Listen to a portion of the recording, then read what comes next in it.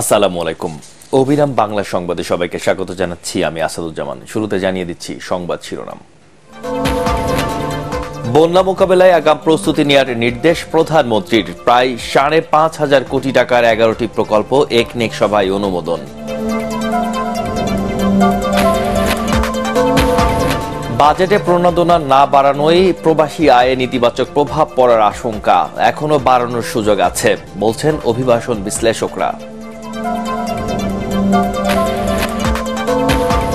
বৈষম্যমূলক pension scheme প্রত্যাহারের দাবিতে শিক্ষকদের কর্মবিরতিতে অচল পাবলিক বিশ্ববিদ্যালয়।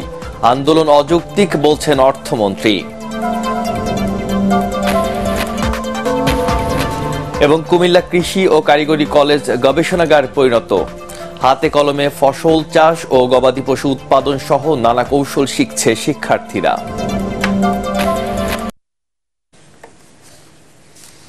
শুনছিলেন সংবাদ শিরোনাম, এবার চলে যাচ্ছি বিস্তারিত খবরে। বন্যার আশঙ্কা থাকায় আগাম প্রস্তুতি নেওয়ার নির্দেশ দিয়েছেন প্রধানমন্ত্রী শেখ হাসিনা।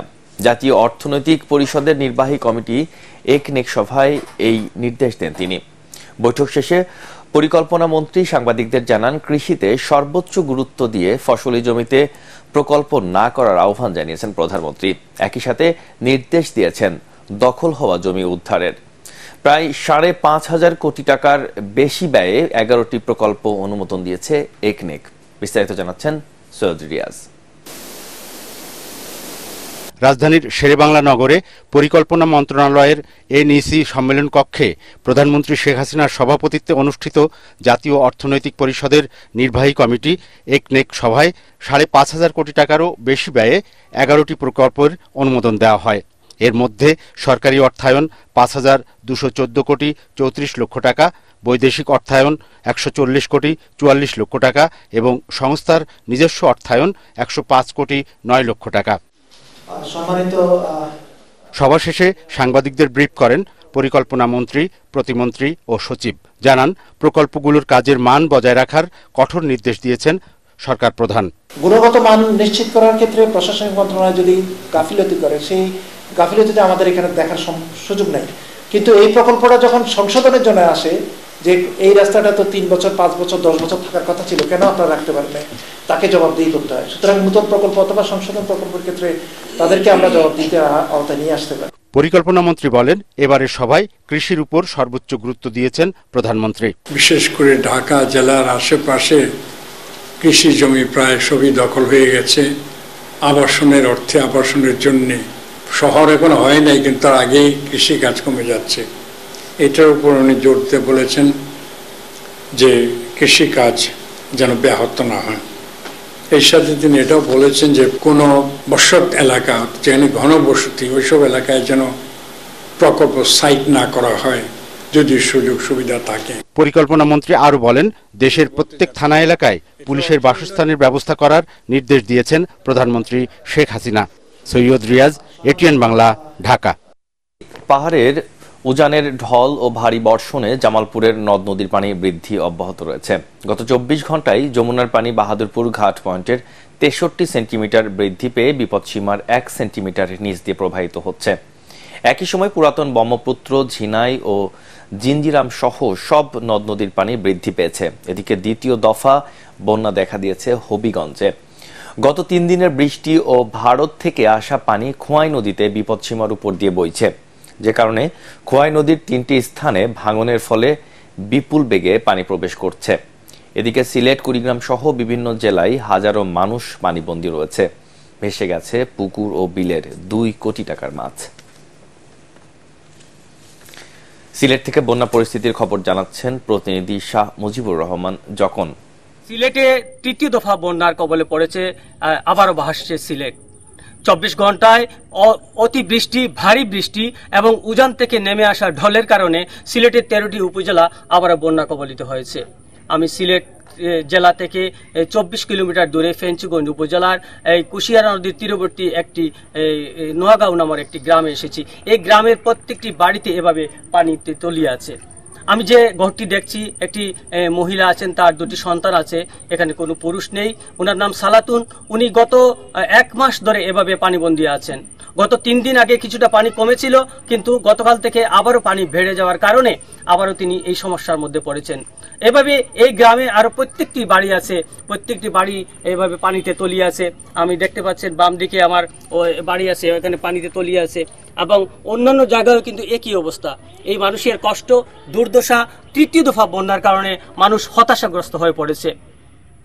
জেলায় গত 24 ঘন্টায় অতিবৃষ্টির কারণে সিলেটের সুরমা, কুশিয়ারা এবং সারি নদীর পানি বিপদসীমার উপর দিয়ে প্রবাহিত হচ্ছে। অন্যদিকে সীমান্তবর্তী যে 5টি উপজেলা গোয়েনঘাট, কানাইঘাট, জয়ন্তাপুর, কোম্পানিগঞ্জ এবং জকিগঞ্জ, এই 5টি উপজেলা বেশি বন্যা কবলিত হয়েছে। থানা সদরগুলো, উপজেলা সদরগুলো পানিতে তলিয়ে আছে। এই উপজেলার প্রধান বাজারগুলো পানিতে তলিয়ে আছে।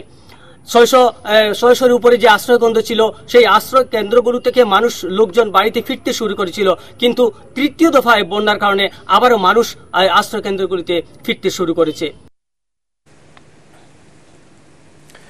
সরকারিভাবে নগদ প্রণোদনা বাড়লে রেমিটেন্সের আরও ইতিবাচক প্রভাব পড়বে বলে মনে করেন বিশ্লেষকরা। তারা বলছেন, বাজেটে প্রণোদনার হার 5% উন্নীত করা গেলে উচ্চ মূল্যস্ফীতির এই বাজারে প্রবাসীরা শান্তি পেতেন।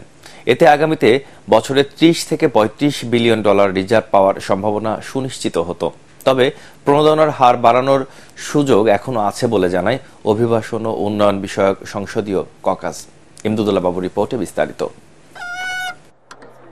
রপ্তানি খাতকে পেছনে ফেলে এখন দেশের অর্থনীতির প্রাণের সঞ্চালক হয়ে উঠেছে প্রবাসী আয়। কিন্তু ব্যাংকের চেয়ে বেশি প্রবাসী আয় হুন্ডিতে আসছে বলছে বাংলাদেশ ব্যাংক। 2019-20 অর্থ বছরে হুন্ডি নিরুৎসাহিত করতে রেমিটেন্সে 2% প্রণোদনা দেয়া শুরু করে কেন্দ্রীয় ব্যাংক। বিশেষজ্ঞদের পরামর্শে 2022 সালে এটি বাড়িয়ে করা হয় 2.5%। হুন্ডি বন্ধে এবার এটি 5% করার পরামর্শ ছিল বিশ্লেষকদের, কিন্তু বাজেটে সেটি আমলে নেয়নি অর্থ বিভাগ। বর্তমান যে মূল্যস্ফীতির যে সময়টা চলছে, মুদ্রাস্ফীতির সময়টা চলছে, এই সময়ের মধ্যে আমি মনে করি আমাদের প্রবাসীদেরকে একটা স্বস্তি দিবার জন্য, তাদেরকে তারা যাতে আনঅথরাইজ চ্যানেলে অবৈধভাবে হুন্ডিতে অর্থ প্রেরণ না করে, সেই জায়গায় তাদেরকে উৎসাহিত করবার জন্য রেমিটেন্সের অর্থের উপর যে প্রণোদনা, সেই প্রণোদনা বৃদ্ধি করা কিন্তু আমার মনে হয় খুবই গুরুত্বপূর্ণ। আমাদের একটা প্রপোজাল ছিল যে এটি যদি আর 1% বাড়ানো যেত, 3.5 বা এরকম কিছু করা যেত। বৈশ্বিক অর্থনীতি এই 24-25-এ কিন্তু আর একটু নাজুক অবস্থায় পড়তে পারে। সেই সকল বিবেচনায় আসলে এবার 2.5%-এর বেশি প্রণোদনাটি দেওয়া হয়নি। আমরা মনে করি যে এটি খুবই এফেক্টিভ হবে হুন্ডি প্রতিরোধ করার জন্য এই প্রণোদনা বাড়ানো। প্রণোদনা দেয়ায় গেল 3 অর্থ বছরে গড়ে 21 বিলিয়ন করে রেমিটেন্স পাঠিয়েছেন প্রবাসীরা। জুনে 3 বছরের মধ্যে রেকর্ড 2.54 বিলিয়ন মার্কিন ডলার দেশে আসে। প্রণোদনা বৃদ্ধি করলে এই ধারা আরো বাড়বে বলে মনে করেন সংশ্লিষ্টরা। যদি আমরা ইনসেন্টিভ বেশি করে দিতে পারি, প্রবাসীদের মর্যাদা সম্পন্ন তৈরি করতে পারি, এবং তাদেরকে এয়ারপোর্টে যাবার সময়, আসার সময় যদি আমরা তাদেরকে সেভাবে সম্মান দিতে পারি, 30 থেকে 35 বিলিয়ন ডলার আমরা উপার্জন করবার জন্য আমাদের একটা প্রেরণা রয়েছে। আমরা সেই কাঙ্ক্ষিত লক্ষ্যে হয়তো পৌঁছতে পারবো। যে কোনো মেকানিজমে আমাদের এই প্রবাসী আয়ের উপর যাতে প্রণোদনাটা বৃদ্ধি করে 2.5% থেকে বাড়ানো যায়, আমি আশা করব যে সরকার প্রধানের দৃষ্টিতে আসলে এটি হয়তো সুরাহা হয়ে যাবে। এটি তো আসলে সার্কুলারের মাধ্যমেও করা যায়, 3 মাস পর পর একটা রিভিউ হবে। তো সেক্ষেত্রে আমরা আশা করি যে হয়তো এই কোয়ার্টারটা পার হলে তখন পরিস্থিতি বুঝে এই বিষয়গুলো নিয়ে আমরা আবার অগ্রসর হব। কোনো ব্যাংক যদি এরকম প্রণোদনা দেওয়া শুরু করে, তখন প্রবাসী ভাই ও বোনেরা কিন্তু ওই ব্যাংকের মাধ্যমেই আরো বেশি পাঠানোর চিন্তা করবেন ফরেন কারেন্সি। এখানে যদি সরকারকে যদি তারা কিছুটা সাপোর্ট দেয়, তাহলে তো এটি ভালো হয়, কিন্তু সেরকম কোনো উদ্যোগ আসলে দুঃখজনকভাবে আমরা দেখি না। 2024-25 অর্থ বছরে প্রবাসী কল্যাণ মন্ত্রণালয়কে 1217 কোটি টাকা বরাদ্দ দেওয়া হয়েছে, যা প্রবাসীদের কল্যাণে অপ্রতুল মত বিশ্লেষকদের। ইমদাদুল্লাহ বাবু, ATN বাংলা, ঢাকা। এদিকে বিশ্ববিদ্যালয়ের শিক্ষকদের আন্দোলনকে অযৌক্তিক বলে দাবি করেছেন অর্থমন্ত্রী আবুল হাসান মাহমুদ আলী। রাজধানীর শেরে বাংলা নগরে অর্থমন্ত্রীর নিজ কার্যালয়ে এশীয় ব্যাংক, উন্নয়ন ব্যাংক ADP'র দক্ষিণ, মধ্য ও পশ্চিম এশীয় বিষয়ক ভাইস প্রেসিডেন্ট ইং মিং ইয়াং এর সঙ্গে বৈঠক শেষে তিনি একথা বলেন। এ সময় অর্থমন্ত্রী সাংবাদিকদের জানান, ADP'র সঙ্গে উন্নয়ন সহযোগিতার বিষয়ে প্রত্যাশার চেয়েও বেশি অগ্রগতি হচ্ছে। সংস্থাটি বাংলাদেশের ব্যাপারে ইতিবাচক বলেও জানান তিনি। সরকার যেটা দিয়েছে প্রেস রিলিজ, এইটাই শিক্ষকরা যে এখন আন্দোলন করছে এটা কি স্যার লজিক্যাল কোনো কিছু মনে করেন এটা করা উচিত না? আমার মনে হয় না লজিক্যাল। কলেজের মাঠ যেন কৃষি গবেষণাগার। শিক্ষার্থীরা হাতে কলমে শিখছে ফসল, সবজি, ফুল, ফল ও গবাদি পশু সহ কৃষির নানা কৌশল। কুমিল্লা কৃষি ও কারিগরি কলেজ থেকে কৃষি খাতে লেখাপড়া করে নিজেকে সরকারি বেসরকারি খাতে প্রতিষ্ঠিত করার পাশাপাশি উদ্যোক্তাও হয়েছেন অনেকে। কুমিল্লা প্রতিনিধি খায়রুল আহসান মানিকের পাঠানো তথ্য চিত্রে ডেস্ক রিপোর্ট। কুমিল্লা কৃষি ও কারিগরি কলেজটি প্রতিষ্ঠিত হয় 2001 সালে। কোটবাড়ির ধনপুরের এ কলেজ থেকে ডিপ্লোমা কোর্স শেষে নিজেদের প্রতিষ্ঠিত করেছেন 1200-র বেশি শিক্ষার্থী। ক্লাস শেষে শিক্ষার্থীরা মাঠে চাষ করছেন ঢেঁড়স, বেগুন সহ অন্যান্য সবজি। কলমে চারা উৎপাদন, চারার বাজারজাত পদ্ধতি, গবাদি পশুর লালন পালন মাঠেই শিখছেন তারা। শিক্ষকরা ধারণা দিচ্ছেন কোন ফসলে কি পরিমাণ জৈব সার ও পানি দিতে হবে। এছাড়াও ল্যাবরেটরিতে করা হচ্ছে নানা পরীক্ষা। কৃষিতে পড়াশোনা করলে এবং নিজে উদ্যোক্তা হওয়া যায়, অন্যকে শেখানো যায়। আমিও প্রথমে একটু দ্বিধাদ্বন্দ্ব ছিলাম, কিন্তু তারপরে যে দেখি যে না, কৃষি আসলে কৃষিতেই আমাদের সব।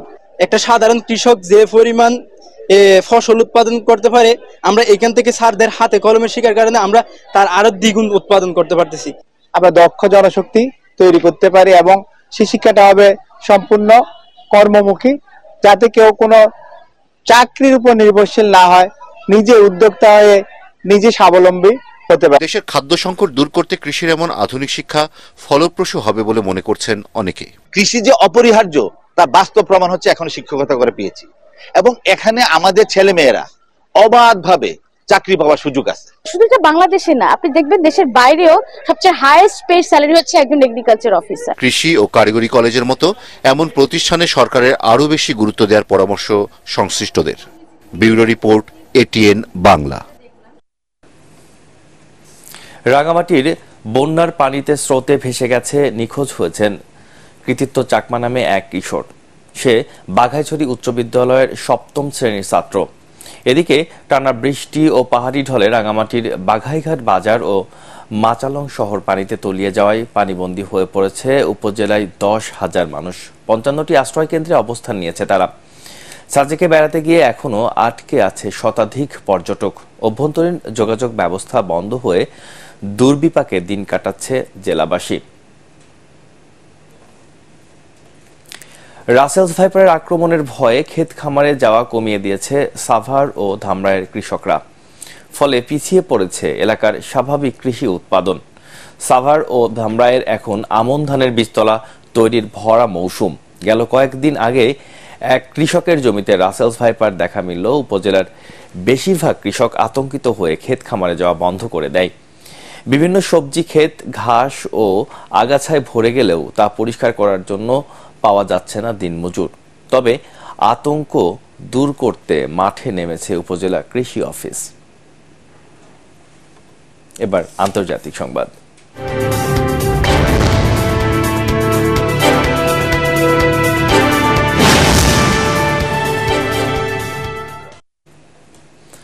সাবেক মার্কিন প্রেসিডেন্ট ডোনাল্ড ট্রাম্পের বিরুদ্ধে পর্নো তারকাকে ঘুষ দেওয়ার মামলায় রায়ের তারিখ পিছিয়ে 18 সেপ্টেম্বর নির্ধারণ করেছে আদালত। বিচারপতি জোয়ান মার্চান রায় ঘোষণার তারিখ পিছিয়ে এই নতুন দিন ধার্য করেন। আগামী 5 নভেম্বর অনুষ্ঠিত হবে মার্কিন প্রেসিডেন্ট নির্বাচন, যেখানে আবারও প্রতিদ্বন্দ্বিতা করতে যাচ্ছেন ট্রাম্প। তার প্রতিদ্বন্দ্বিতা প্রার্থী জো বাইডেন। এদিকে ডোনাল্ড ট্রাম্পের পক্ষে একটি ঐতিহাসিক রায় দিয়েছেন দেশের সুপ্রিম কোর্ট, যাতে একজন প্রেসিডেন্টকে ক্ষমতায় থাকাকালীন নেয়া যে কোনো সিদ্ধান্তের জন্য দায়মুক্তি দেওয়া হয়েছে। অন্যদিকে প্রেসিডেন্টের দায়মুক্তির বিষয়ে সুপ্রিম কোর্টের যুগান্তকারী রায়ে ক্ষুব্ধ মার্কিন প্রেসিডেন্ট জো বাইডেন। তিনি বলেন, সুপ্রিম কোর্টের একটি বিপজ্জনক নজির স্থাপন করেছে, যা নভেম্বরে প্রেসিডেন্ট নির্বাচনের জয়ী হলে ডোনাল্ড ট্রাম্প অপব্যবহার করবেন। এবার পার্টেক্স খেলার খবর।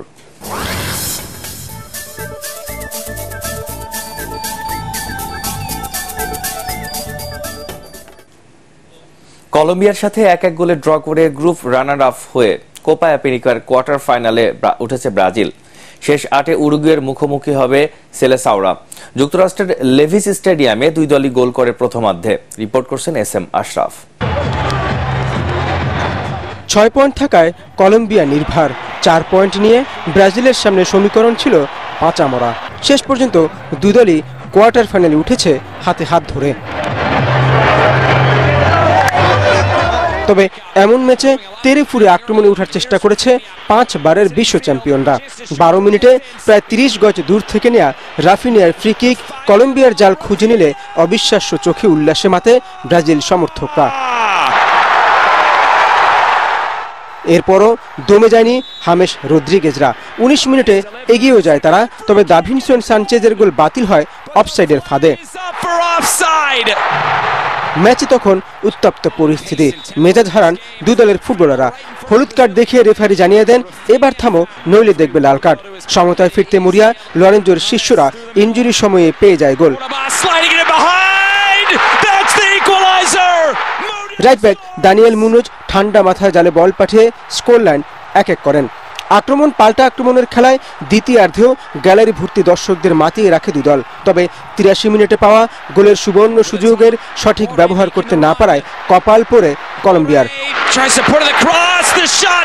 লুইস দিয়াজের পাস থেকে ব্রাজিল গোলরক্ষক আলিসনকে একা পেয়েও ব্যর্থ হন striker Rafael Borré. SM Ashraf, ATN Bangla. আগামী ফেব্রুয়ারি পর্যন্ত বাংলাদেশ ক্রিকেট দলের প্রধান কোচ থাকছেন হাতুড়ি সিংহে। মিরপুর ক্রিকেট বোর্ডের সভা শেষে জানালেন বিসিবি সভাপতি নাজমুল হাসান পাপন। বিকেলে বোর্ড পরিচালকদের অংশগ্রহণে এই সভা শেষে তিনি আরো বলেন, টি-20 বিশ্বকাপে 2 সিনিয়র ক্রিকেটার সাকিব আল হাসান ও মাহমুদুল্লাহ রিয়াদের পারফরম্যান্স তাকে হতাশ করেছে। বোর্ড সভার শুরুতেই সম্প্রতি মারা যাওয়া বিসিবির পরিচালক আলমগীর খান আলোর স্মরণে 1 মিনিট নীরবতা পালন করা হয়। খেলোয়াড়দের বিরুদ্ধে পার্সোনাল যে অ্যাটাক, আর অ্যাটাকের একটা নমুনা আছে। টিম হেরে গেলে, টিম খারাপ খেললে মানুষজন রাগ করবে, খারাপ কথা বলবে, সেটারও একটা লিমিট আছে। কিন্তু কিছু কিছু ক্ষেত্রে এটা সমস্ত লিমিট ক্রস করে চলে গেছে। এইটা ইজ নো লঙ্গার, আমরা এটা অ্যাকসেপ্ট করব না। এই জিনিসটা আপনাদেরকে বলছি, কোনোভাবে এটা আর বরদাস্ত করা হবে না। এই সিদ্ধান্তটা আজকে না হয়ে গেছে। শেষ করার আগে সংবাদ শিরোনামগুলো জানিয়ে দিচ্ছি আরো একবার। বন্যা মোকাবেলায় আগাম প্রস্তুতি নেওয়ার নির্দেশ প্রধানমন্ত্রীর। প্রায় 5,500 কোটি টাকার 11টি প্রকল্প একনেক সভায় অনুমোদন। বাজেটে প্রণোদনা না বাড়ানোয় প্রবাসী আয়ের নেতিবাচক প্রভাব পড়ার আশঙ্কা, এখনো বাড়ানোর সুযোগ আছে বলছেন অভিবাসন বিশ্লেষকরা। বৈষম্যমূলক পেনশন স্কিম প্রত্যাহারের দাবিতে শিক্ষকদের কর্মবিরতিতে অচল পাবলিক বিশ্ববিদ্যালয়। আন্দোলন অযৌক্তিক বলছেন অর্থমন্ত্রী। এবং কুমিল্লা কৃষি ও কারিগরি কলেজ গবেষণাগারে পরিণত, হাতে কলমে ফসল চাষ ও গবাদি পশু উৎপাদন সহ নানা কৌশল শিখছে শিক্ষার্থীরা। পরবর্তী সংবাদ দেখার আমন্ত্রণ জানিয়ে এখনকার মতো বিদায় নিচ্ছি। এটিএন বাংলার সংবাদ ইউটিউবে দেখতে ব্রাউজ করুন youtube/ATN বাংলা নিউজ।